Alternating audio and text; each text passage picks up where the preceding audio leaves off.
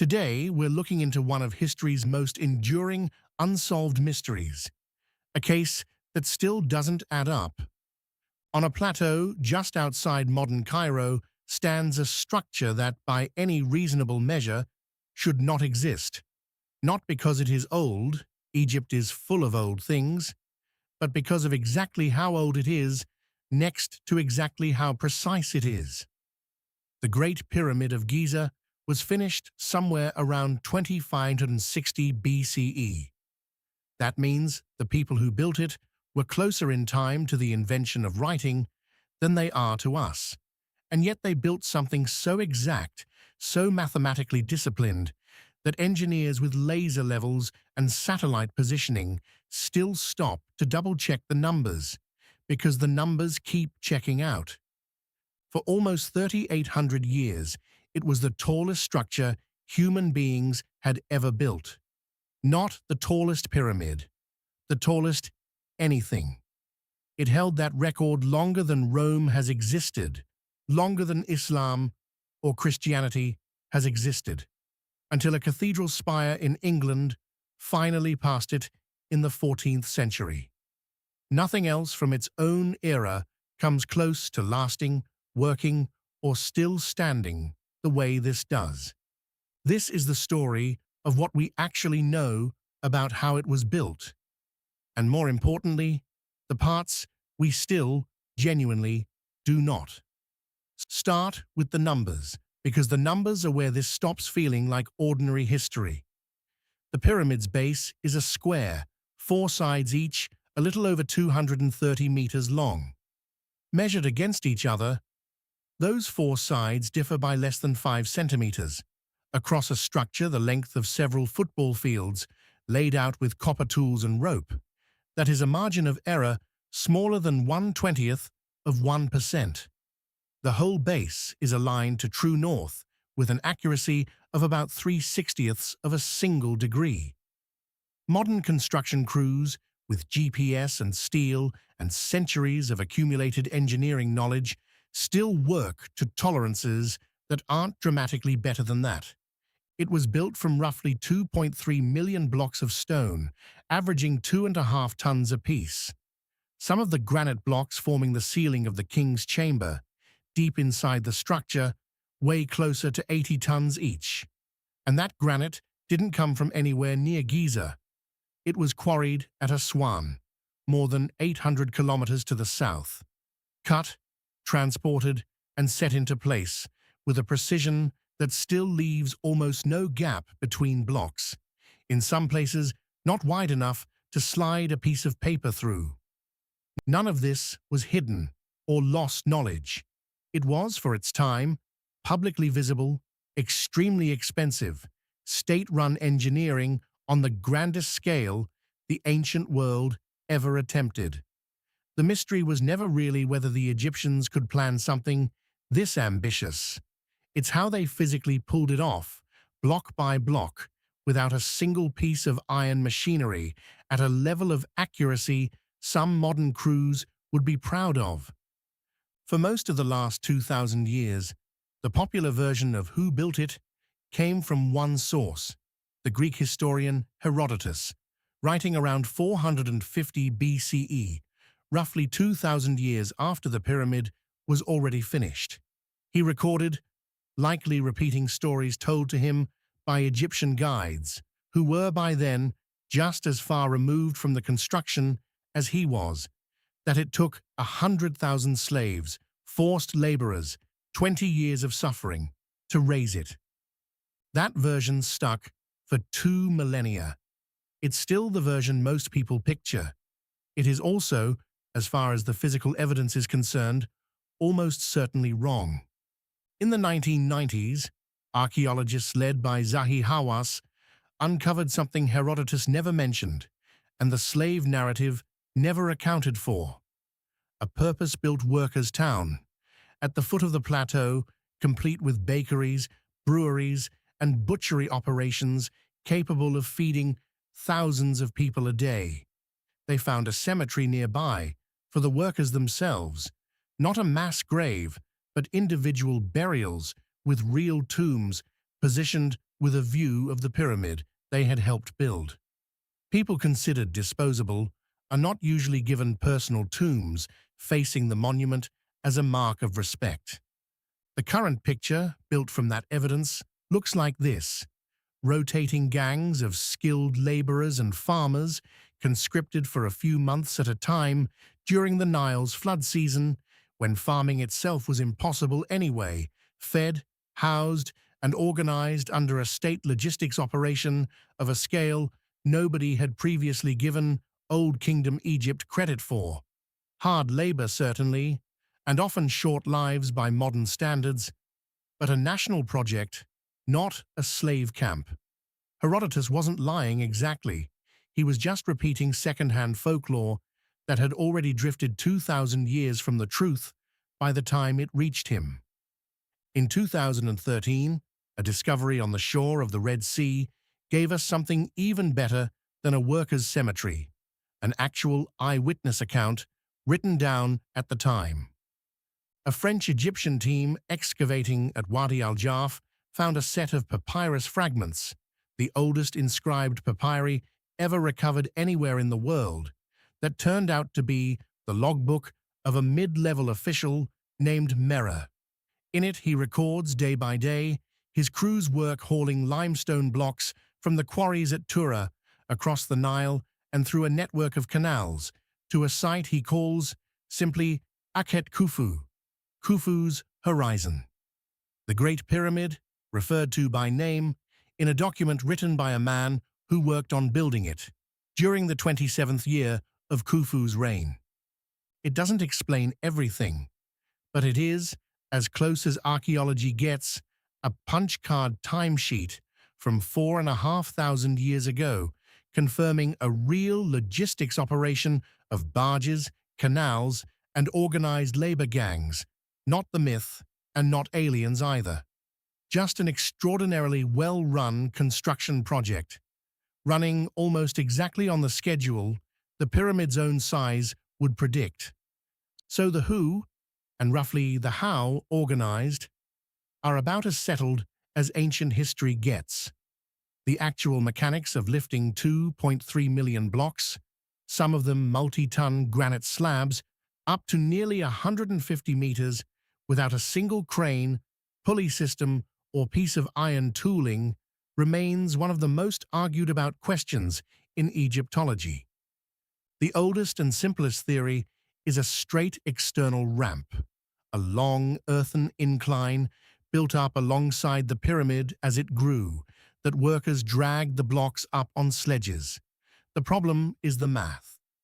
To keep a workable slope at the pyramid's final height, a single straight ramp would have needed to be over 1 kilometer long, and would itself have required more material to build than the pyramid it was supposedly helping to construct. Nobody has ever found the remains of a ramp anywhere near that size.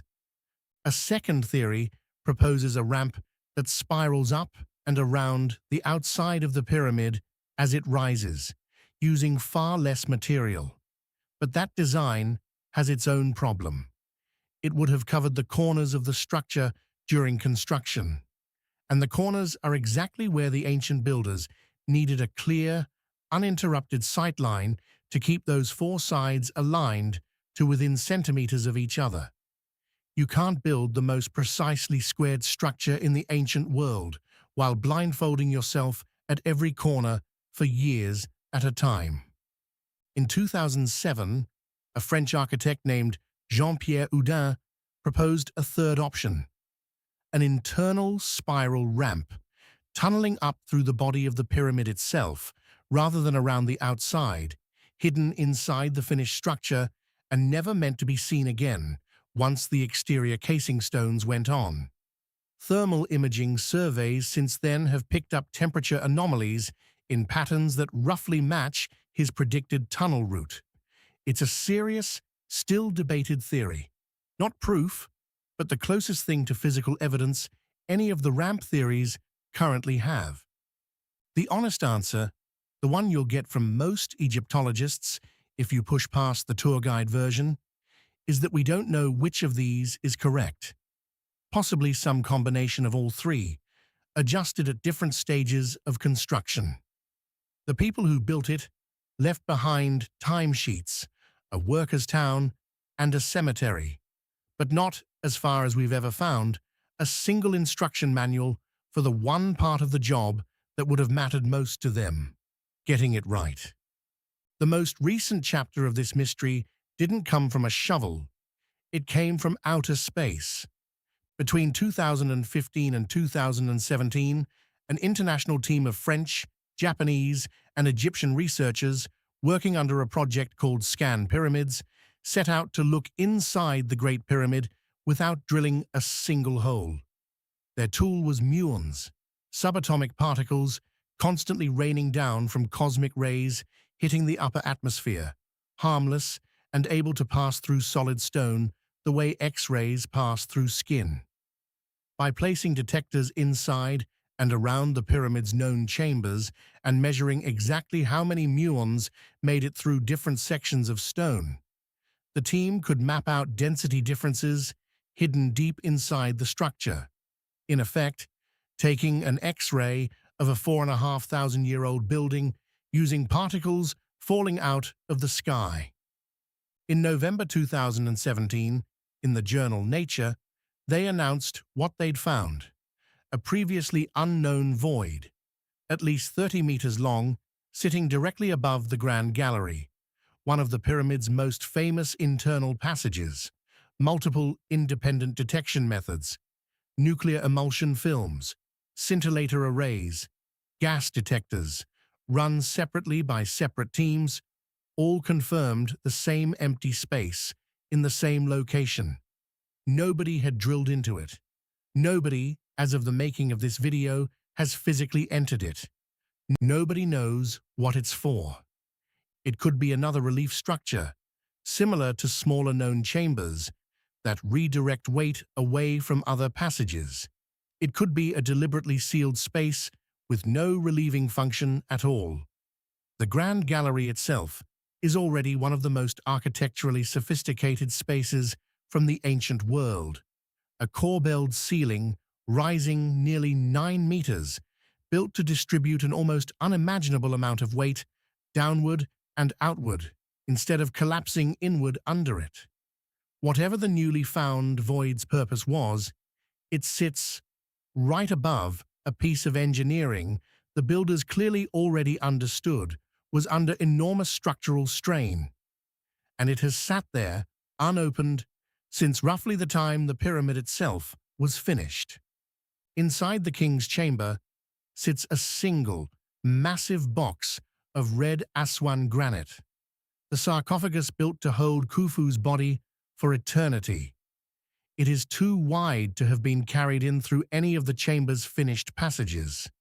The builders must have set it in place while the room itself was still being constructed around it, sealing their own pharaoh's coffin inside a room, built to make sure it could never leave again. When the chamber was finally documented, the sarcophagus was already empty. No mummy, no grave goods, no lid. The first recorded person to force his way into the pyramid's interior wasn't a modern archaeologist at all, but a 9th-century Abbasid caliph, Al-Mamun, who in the year 820 CE tunneled a rough diagonal passage through solid stone, chasing rumors of treasure sealed inside. His tunnel, still the main entrance tourists use today, broke into a pyramid that, as far as anyone has ever determined, was already exactly as empty as it is now. No sign of an earlier break-in, no resealed passage, just an empty box in a sealed room, inside a monument, built specifically to keep it from ever being touched. Where Khufu's body actually ended up, whether it was ever placed there at all, or removed by his own priests for reasons lost, along with everything else from that period, is one more question the pyramid has never answered. There's a second stranger mystery built into the chamber walls themselves, one that modern robotics, not ancient rumor, actually uncovered. Running from both the king's chamber and the smaller Queen's Chamber are narrow shafts, barely wide enough for a hand, angled up through the pyramid's mass toward the outside air. For years, the simplest explanation was ventilation. But the King's Chamber shafts point with startling precision at specific stars, one toward Orion's belt, one toward the northern circumpolar stars that, in Old Kingdom religious texts, never set and never die, matching almost exactly the path ancient Egyptians believed a pharaoh's soul needed to travel to reach the afterlife. If that's the real purpose, these aren't air vents. They're one-way spiritual roads, built into solid stone, for a king who was never meant to use them until he was dead.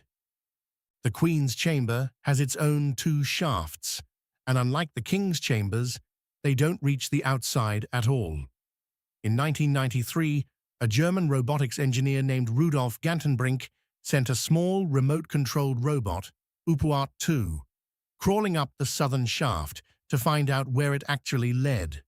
65 meters in, the camera hits something nobody expected, a smooth limestone slab, blocking the passage completely, fitted with two copper handles, clearly placed there on purpose by whoever built the shaft in the first place.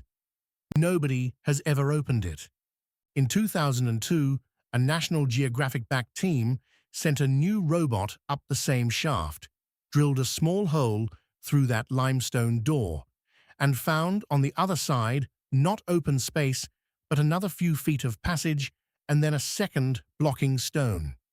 In 2011, a further expedition, called the Jetty Project, threaded a bendable fiber optic camera through the drilled hole and found something else: faint hieroglyphic markings scratched into the stone in red ochre paint, never meant to be seen again once the door was sealed. The markings have never been fully deciphered. The space behind the second door has never been opened, drilled through, or entered by anyone in this or any other century since the pyramid was built. Whatever is back there, if anything is back there at all, has now sat exactly where the builders left it for roughly 4,500 years. That is not the only kind of dark history the pyramid carries. There's also the legend most people already know by name, the curse, and, like the slave story, the popular version and the real history have almost nothing to do with each other. The curse of the pharaohs doesn't actually come from the Great Pyramid at all. It comes from a different tomb entirely, in a different part of Egypt. The tomb of Tutankhamun opened in the Valley of the Kings in November 1922 by the archaeologist Howard Carter, funded by a wealthy English aristocrat named Lord Carnarvon. 4 months after the tomb was opened, Lord Carnarvon was dead, blood poisoning from an infected mosquito bite he'd aggravated while shaving. The press seized on it instantly. A popular novelist of the era, Marie Corelli, publicly claimed to have read an ancient warning promising death to anyone who disturbed a pharaoh's rest, and newspapers ran with it for years, tallying every death connected, however loosely, to the excavation as further proof. What the newspapers left out is the man who actually opened the tomb, stood inside it first, spent more time in direct contact with it than anyone alive, Howard Carter himself, lived another 17 years afterward, and died of natural causes in his 60s. A statistical review conducted years later found no unusual pattern of early deaths among the people actually present at the opening. The curse made an unforgettable headline. It has never once held up as a fact. It's the same shape of story, over and over at this site. A real, striking event, followed by an explanation more dramatic than the truth, told so many times that the dramatic version outlives the boring, well-documented one. Modern fascination with the pyramid, in a real sense, starts with an army. In the 1798, Napoleon Bonaparte invaded Egypt with more than 30,000 soldiers, and alongside them, roughly 150 scientists, engineers, and scholars brought along specifically to study everything the campaign encountered. Those scholars spent months formally surveying and measuring the Great Pyramid for the first time using modern instruments, work that would eventually be published as the Description de l'Égypte, a set of volumes that effectively founded Egyptology as a serious academic field in the West. The same expedition, almost by accident, turned up the single object that would make the rest of that field possible at all: a slab of engraved granite found near the town of Rosetta, carrying the same royal decree written 3 times in 3 scripts.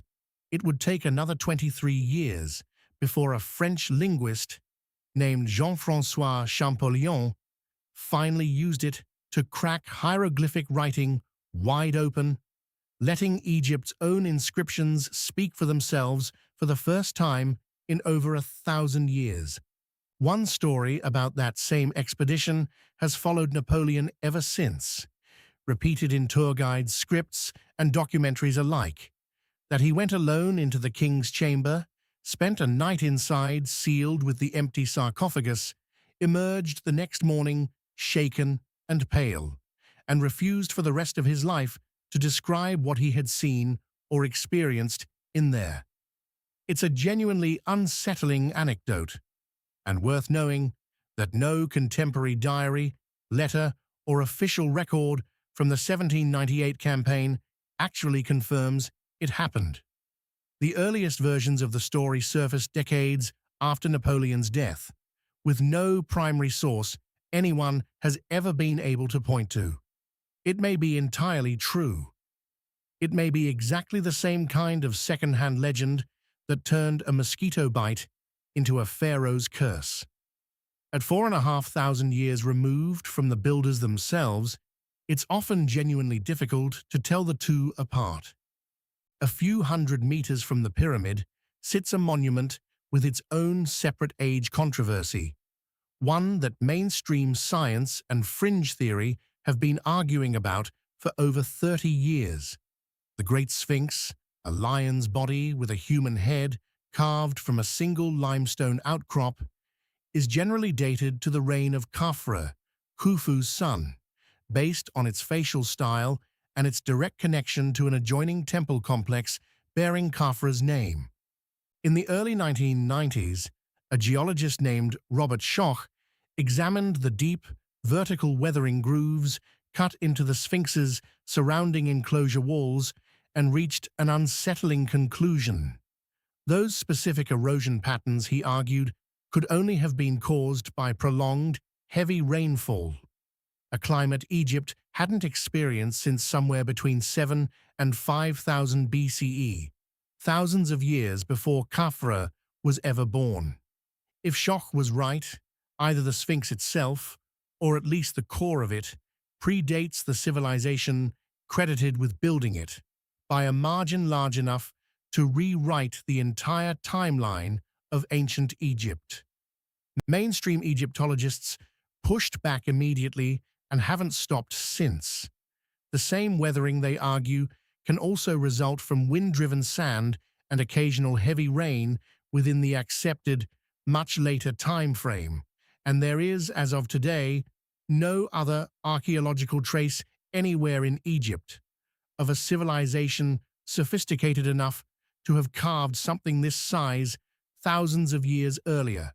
No tools, no settlements, no supporting evidence of any kind, just the eroded stone itself, and 2 groups of experts reading the same grooves in completely different ways. Neither side has ever fully convinced the other, and every few years, the disagreement resurfaces, usually dragging the pyramid's own age and origins back into question, right alongside it. Because if the Sphinx is older than the official history says, the temptation to ask the same question about everything else on this plateau is almost impossible to resist.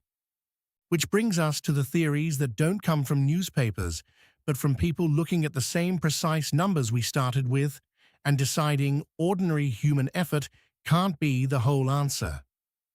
In 1983, a researcher named Robert Bauval proposed what's become known as the Orion correlation theory, that the layout of the three main pyramids at Giza mirrors the arrangement of the three stars in Orion's belt, deliberately encoded by builders with knowledge of precession, the tiny, multi-thousand-year wobble in the Earth's rotational axis. It's a striking visual claim, and it has never been accepted by mainstream Egyptology, which points out that the alignment isn't nearly as exact as the theory needs it to be, and that the sun, not Orion, shows up far more consistently in the actual religious texts and inscriptions the builders themselves left behind. The more famous version of "ordinary humans couldn't have done this" goes further still, that the pyramid was built, or at least designed, with help from a more advanced civilization. Atlantis, in some versions, or visitors from somewhere off this planet entirely, an idea popularized by Erich von Däniken's 1968 book Chariots of the Gods and kept alive since by television. Mainstream archaeology rejects it almost unanimously for a reason that circles back to everything else in this video. We have the quarry marks, we have the workers' town, we have Mera's actual dated handwritten logbook. The evidence for who built it and roughly how already exists in a level of physical detail multi-thousand-year-old projects rarely leave behind. The theory isn't filling a gap in the evidence. It's replacing evidence we already have. And maybe that's the real, less exciting, harder to shake mystery underneath all of it. Every piece of this story that gets solved, the workers, the logbook, the void discovered without drilling a single hole, only sharpens exactly how impressive the boring human answer actually is. No aliens required. No lost, vanished super-civilization. Just tens of thousands of ordinary people, fed on bread and beer, working seasonal rotations, hauling stone across hundreds of kilometers of river and canal, solving an engineering problem. This precisely, this permanently, 4,500 years before anyone thought to double-check their work with cosmic rays. We still don't know exactly how they raised the blocks 146 meters into the air. We still don't know what's inside that 30-meter void discovered above the Grand Gallery, sitting there, unopened, since a muon detector first noticed it in 2017. We still don't know what's behind the second stone door at the end of the Queen's Chamber's southern shaft, 65 meters into the pyramid's mass, marked with handwriting nobody has been able to read. And we still don't know, with total certainty, where the body of the king this entire structure was built for actually ended up. Those are not settled questions, dressed up as mysteries for a video script. They are genuinely open lines of research, argued over in academic journals, still being tested with new instruments every few years by people who have spent entire careers on this one building and still don't agree on the answers. The rest of it, the curse that was never really about this pyramid at all. The 100,000 suffering slaves who were, more likely, fed and rotating laborers with their own cemetery, the aliens standing in for evidence we've actually already found, was never the real mystery here. It was just a better story than the true one, for about 2,000 years running. The true one, it turns out, didn't need the help. That's the story, as close to the truth as anyone's ever gotten. If you want more like this, stick around.